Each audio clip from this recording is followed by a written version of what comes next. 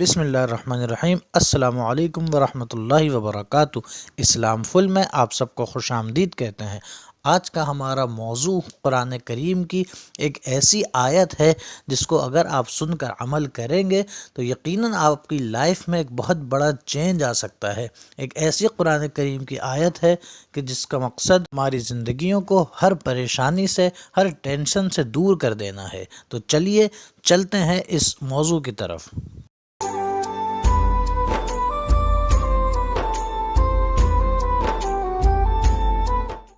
بحیثیت مسلمان اگر ہم اپنی زندگیوں پہ غور کریں تو ہر کوئی کسی نہ کسی موقع پر کسی نہ کسی وجہ سے ضرور پریشان ہے۔ اس کی زندگیوں میں کوئی نہ کوئی ٹینشن لگے رہتی ہے۔ اگر کوئی اسٹوڈنٹ ہے تو اسے اپنی اسٹڈی کی ٹینشن ہوتی ہے، اپنی سکسیس کی ٹینشن ہوتی ہے، اپنی پرسنٹیج کی ٹینشن ہوتی ہے۔ اسی طرح کوئی امپلائی ہے، کوئی جاب کرتا ہے تو اسے اپنی جاب کی سکسیس کی ٹینشن ہوتی ہے، اپنے فیوچر پلاننگ کی ٹینشن ہوتی ہے، اپنے پرفارمنس کی ٹینشن ہوتی ہے۔ اسی طرح کوئی بزنس مین ہے تو اسے اپنے کاروبار کی ٹینشن ہوتی ہے، اپنے پروفٹ کی ٹینشن ہوتی ہے۔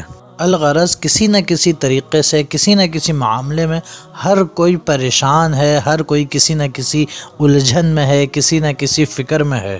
اور کچھ لوگوں کے ساتھ یہ معاملات ہے کہ اگر وہ پریشان نہیں ہیں تو لوگ ان سے حسد کرنے لگ جاتے ہیں، ان سے جلنے لگ جاتے ہیں، تو یہ بھی ان کے لیے پھر باعث ٹینشن ہوتا ہے۔ تو اس طرح کی کوئی بھی ٹینشن، کوئی بھی پریشانی ہو، اس کا حل اللہ تبارک و تعالی نے قرآن پاک کی ایک بہت پیاری آیت میں فرمایا ہے۔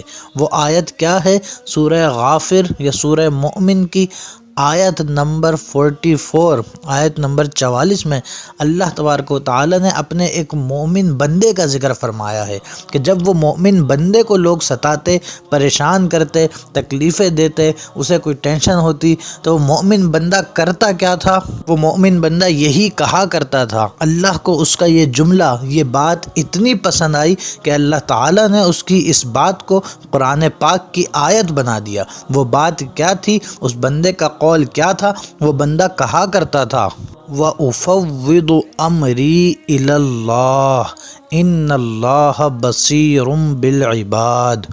اب ذرا اس کا ترجمہ سنیے، اس کا معنی سنیے کہ وہ بندہ اللہ تعالیٰ سے کس پیار سے، کس محبت سے بات کیا کرتا تھا، کیا کہا کرتا تھا۔ وہ کہتا تھا وَأُفَوِّضُ أَمْرِي إِلَى اللَّهِ، یعنی میں نے اپنا ہر معاملہ اللہ تبارک و تعالیٰ پہ چھوڑ دیا ہے۔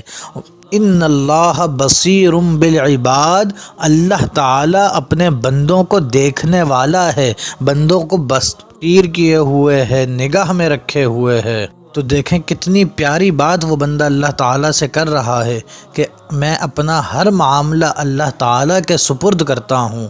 اور اسی آیت کے تحت امام شیخ محمد امین شنقیطی رحمۃ اللہ تعالیٰ علیہ فرماتے ہیں کہ اس آیت کا مطلب یہ ہے کہ اگر کوئی بندہ اپنے تمام معاملات اللہ تعالیٰ کے سپرد کر دیتا ہے تو یہ ہر قسم کے نقصانات سے تحفظ اور بچاؤ کا ذریعہ ہے۔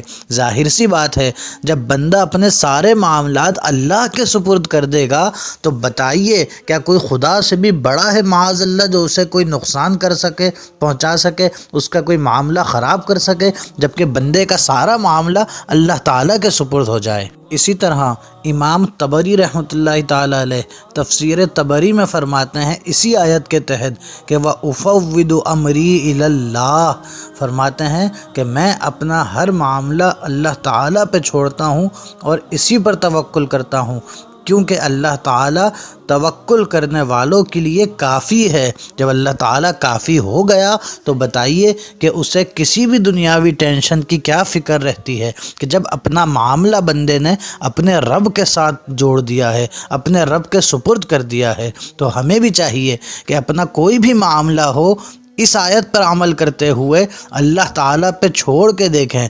جو خیر ہم طلب کرتے ہیں یقیناً اللہ اس سے بڑھ کر خیر دینے پر قدرت رکھتا ہے۔ تو اللہ تعالیٰ پہ بھروسہ رکھیں، توکل رکھیں، اپنے معاملات کو اللہ کے سپرد کریں۔